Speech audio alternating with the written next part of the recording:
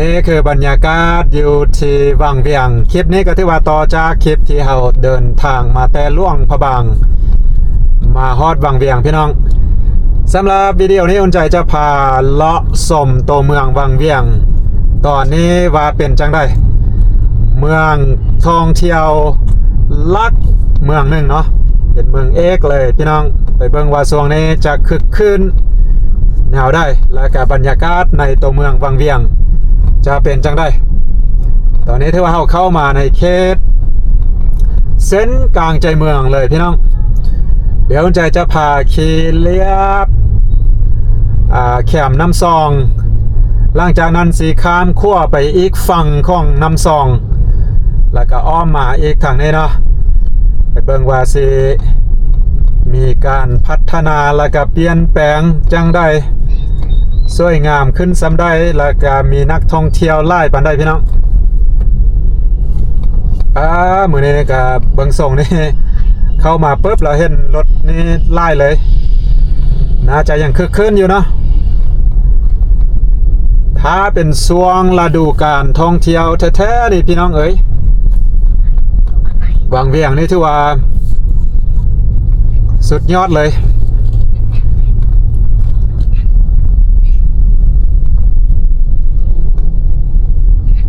และก็เป็นวันอาทิตย์วันเสาร์จะมีนักท่องเที่ยวโดยเฉพาะคนลาวเขาเนี่ยแหละพี่น้องมาแต่นครหลวงเวียงจันทร์เพราะว่ามากันง่ายๆลูกเวียงจันทร์มาลูกวังเวียงนี่ถ้าใครมีรถจะขี่มาเองขับมาเองก็ได้ง่ายๆเลยขี่มาทางด่วนชั่วโมงปลายก็ฮอดแล้วถ้าทานได้บ่อยากขี่รถมาก็นั่งรถไฟขี่รถไฟมาพี่น้องเอ้ยขี่รถไฟมาก็มีแต่ชั่วโมงเดียวก็ฮอดแล้ววังเวียงเถอะค่ายเครื่องอยู่ขวามือนี่เป็นโรตีทั้งมวลแล้วนะผู้ได้มาวังเวียงอย่าลืมซิมเบิ่งเนาะโรตีวังเวียง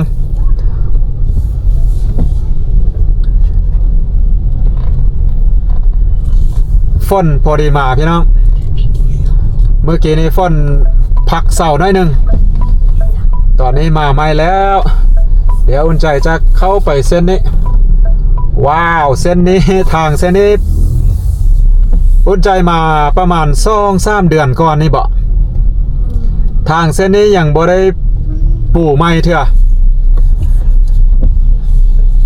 ตอนนี้เพิ่นเฮ็ดใหม่แล้วพี่น้อง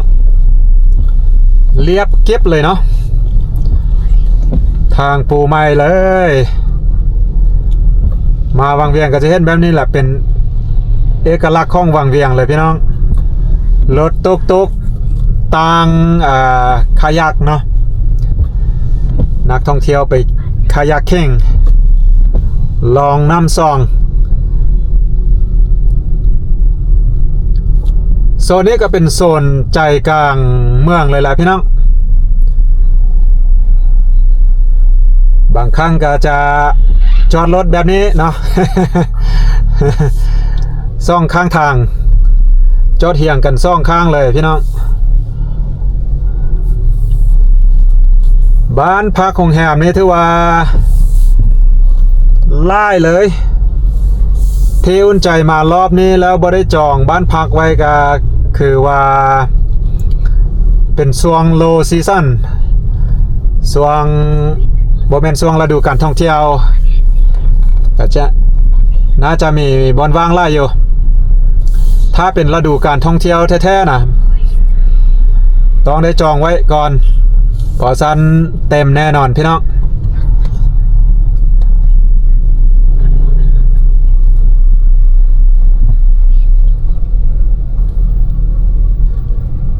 บ้านพักโรงแรมห้านอาหารห้านนวดห้านค่ายเครื่องต่างๆเต็มเลยนักท่องเที่ยวชาวยุโรปนะหรือว่าฝรั่งนี่บ่เห็นหลายปานใดจะเห็นเกาหลีจีน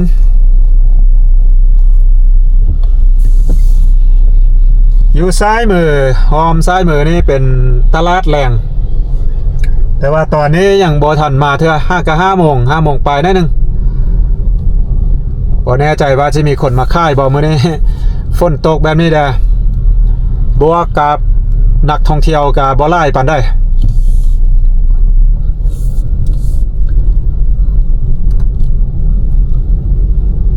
เดี๋ยวใจจะขี่ไปจนเกือบสุดเมืองนี้แล้วก็จะข้ามขั้วไปอีกฝากน้ำเบื้องนั้นฝากน้ำซองเบื้องข้ามน้ำซองไปฝากเบื้องนั้นพี่น้องเบาไล่กับลิ้นจนพันกันแล้วเนาะ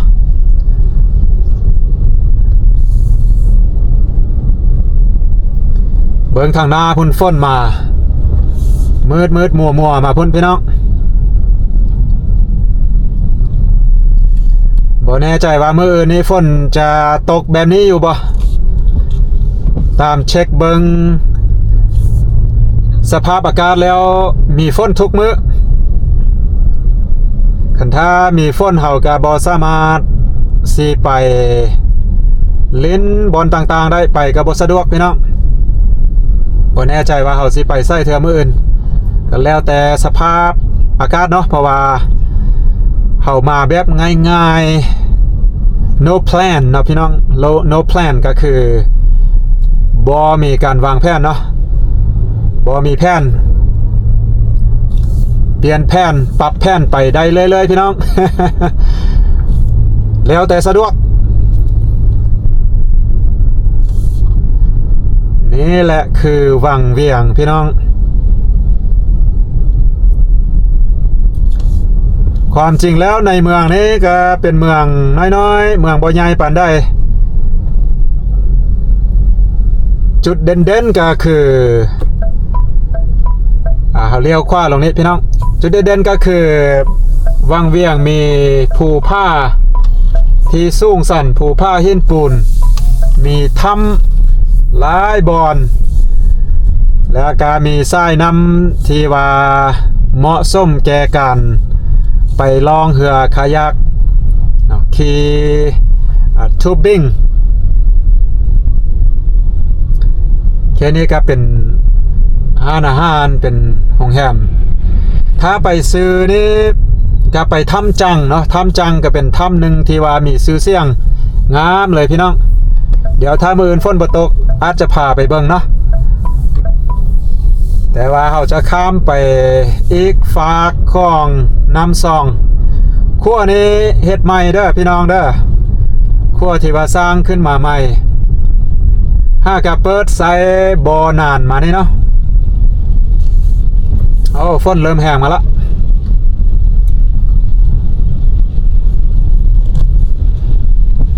ถ้าบ่ฝนนี่โอ้ยพี่น้องเอ้ยผู้ผ้าเคสนี้ออมเคสนี้ถือว่าคักสุดแหละเนี่ยตอนนี้ฝนแดดบวกกับมืดนิดนึงก็เลยว่าเบิ่งบ่เห็นดีปานใด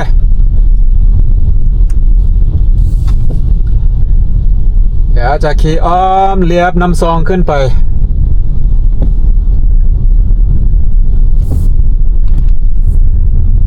ฝากนี้ก็มีบ้านพักห้านอาหารโรงแรมหลายพอสมควรและก็เป็นฝากที่ว่าสามารถเข้าไปจุดชมวิวต่างๆบ่ว่าจะเป็นผ้าน้ำใสผ้าเงินน้อยเงินใหญ่ลูลากูนถ้ำปูคำก็อยู่ฝากในหมดแหละพี่น้องว้าวแค่นี้ก็มีรถบักกี้ให้เซาไปขี่แอดเวนเจอร์หรือว่าประจนภัยคักเลยมายามนี้ผู้ใดมักแบบขี้ตมเนาะ ตากแดดตากฝนเอารถบักกี้ไปลุยคักสุดเลยพี่น้อง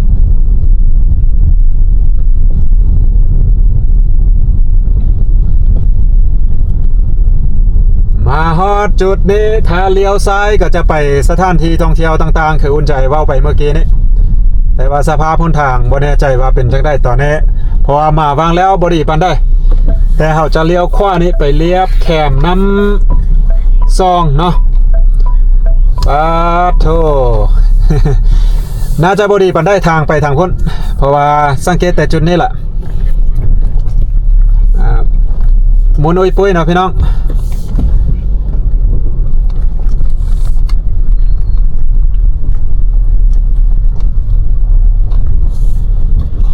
ฝนนี้ก็มา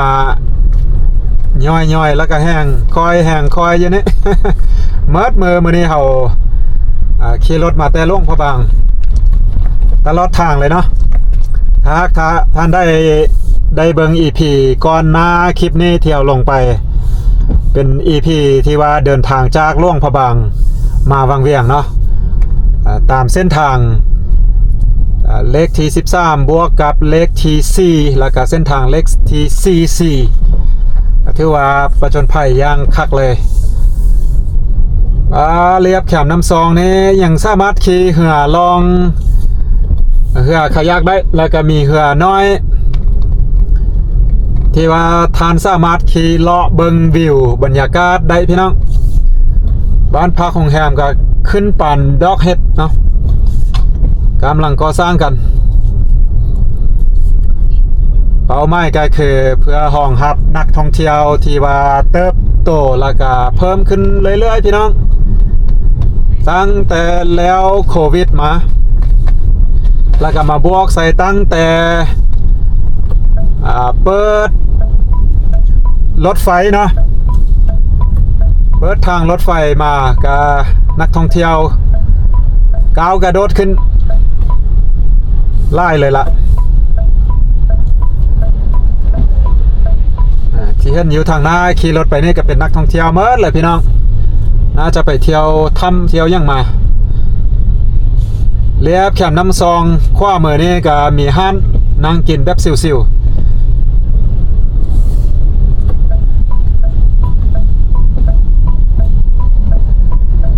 ความจริงบนนี้มีขั้วพี่น้องปกติแล้วมีขั้วไม้ไผ่เนาะขั้วค้ำอยู่จุดขว้ามือเมื่อกี้กายมานี่เนื่องจากว่านำขึ้นนำท่วมเอาขั้วไล่นำแล้วเนาะส่วนน้ำแห้งนี่ไล่คนมาก็มาเช็คอินอยู่จุดนั้นแหละถ่ายรูปยางข้ามขั้วน้ำซองแล้วก็จะมีการขี่บอลลูนเป็นพารามอเตอร์คักสุดเลยแต่ว่าสภาพอากาศแบบนี้นี่ขี่บ่ได้แน่นอนเนาะขึ้นไปกับบ่เห็นยังแล้วก็เพิ่นบ่ขึ้นแน่นอนฮะนะ เพราะว่าสภาพอากาศบ่อำนวยแล้วก็บ่ได้เนาะหานอยู่เรียบแคมน้ำเขตนี้ก็เริ่มขยับขยายขึ้นมาแล้วพี่น้องขยับย้ายขึ้นที่สูงกันน้ำท่วมน้ำเอาไล่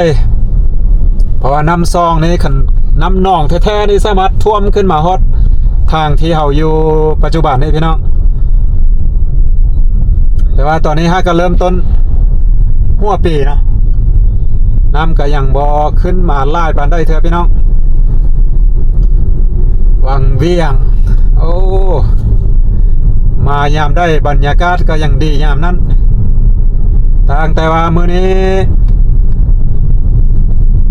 ฟ้าบ่เป็นใจปานได้ฝนตกหน่อยๆกันถ้าฟ้าแจ้งมีแดดนี่โอ้ยคักเลยพี่น้องประมาณช่วงเวลาซ้ำนี้นี่ถึงอากาศนี่ก็เป็นพารามอเตอร์เป็นบอลลูนขี่กันนะคักเลยน้ำซองนี่ก็เต็มคนนักท่องเที่ยวขี่เรือล่องเรือคายักหรือว่าทูบิ้ง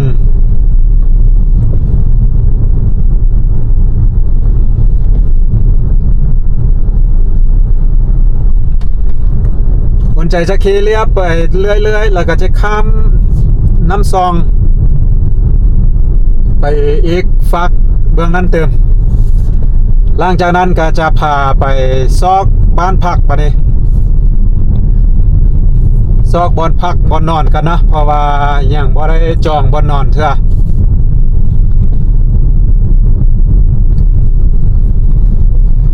ไปเบิ่งว่าราคาบ้านพักอยู่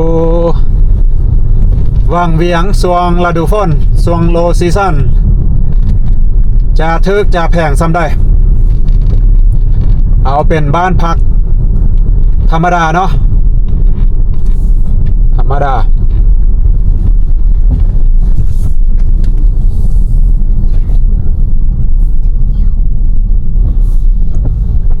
เราต้องได้ข้ามขั้ว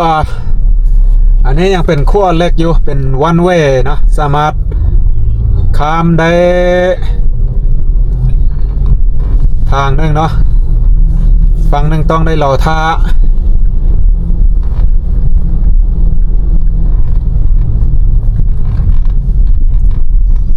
เรียบร้อยข้ามมาอีกฝั่งแล้วหลังจากเขาข้ามอีกฝั่งมาตอนนี้เราก็มาอยู่ฝั่งในตัวเมืองวังเวียงเลย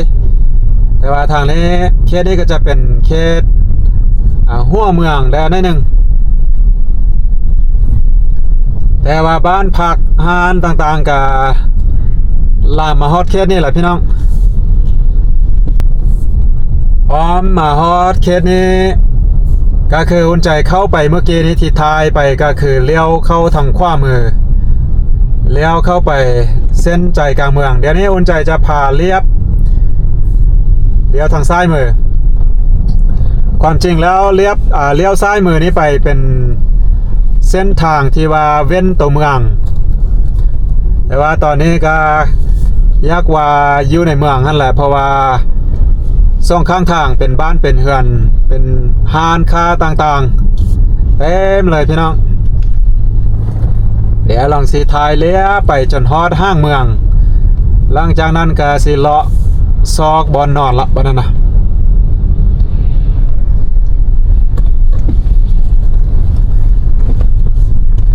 น่าจะบ่ซอกยากปานได้ห้องนอนเพราะว่าคืออุ่นใจว่าไปช่วงนี้มันเป็นช่วงโลซีซั่นหาอยู่ใส่ก็ได้บ่เต็มดอกทางขวามือพี่น้องแต่ก่อนนั้นเป็นสนามบินเก่าอเมริกาตอนนี้จีนมาสัมปทานแล้วพี่น้องสร้างโรงแรมสร้างน่าจะไล่แนวอยู่เพราะว่ากว้างสมควรสนามบินเก่าตอนนี้ก็เริ่มแล้ว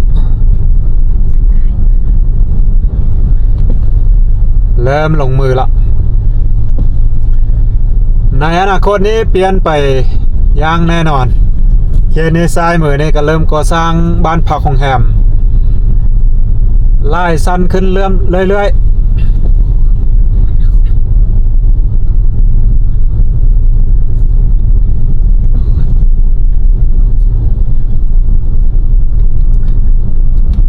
ส่วนบ้านพักของแฮมนี่ก็เริ่มตั้งแต่เป็นโฮสเทลเป็นแบบว่าราคาทึกๆราคาประหยัดสำหรับแบ็คแพคเกอร์นักท่องเที่ยวเป้กระเป๋ามาพักเศร้าอยู่นำกันแบบราคาประหยัดจนฮอตพุ่นแหละ5 ดาวพุ่นแหละนะสามารถเลือกได้เลย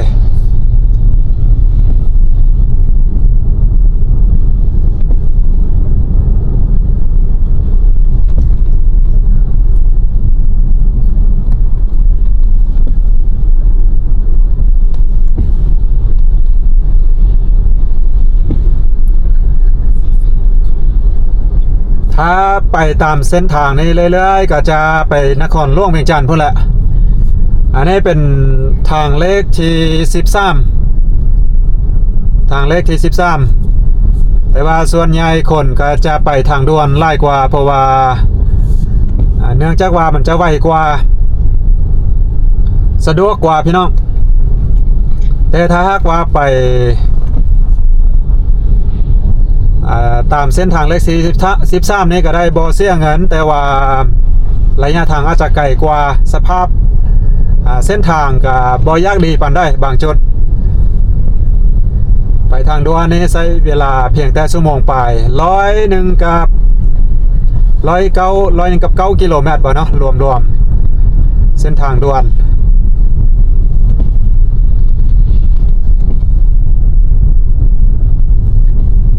ตอนนี้ก็ถือว่าออกมาจนสุดเมืองวังเวียงแล้วพี่น้อง สุดเมืองวังเวียงละ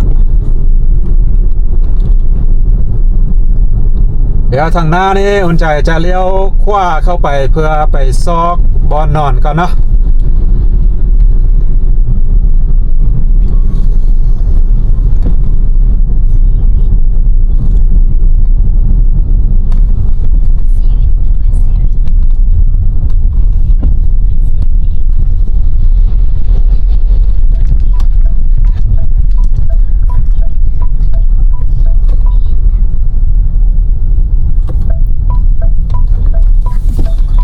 มีตลาดอยู่ทางนาพุ่น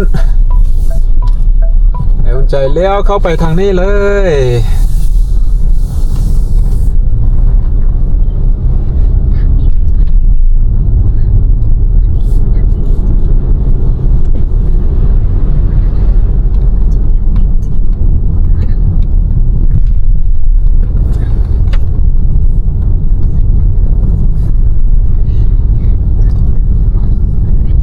ออกมาแค่นี้ก็จะเป็นป่าเด้หน่อยหนึ่ง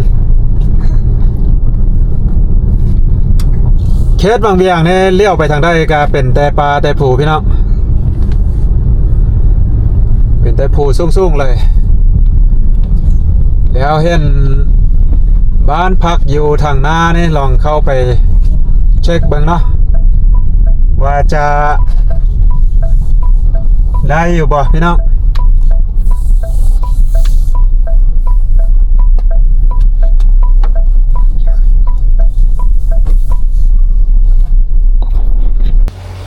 ได้แล้วพี่น้องบอนพักมื้อนี้สถานที่ก็ถือว่ากว้างขวางแบบบ้านๆราคาประหยัดพี่น้อง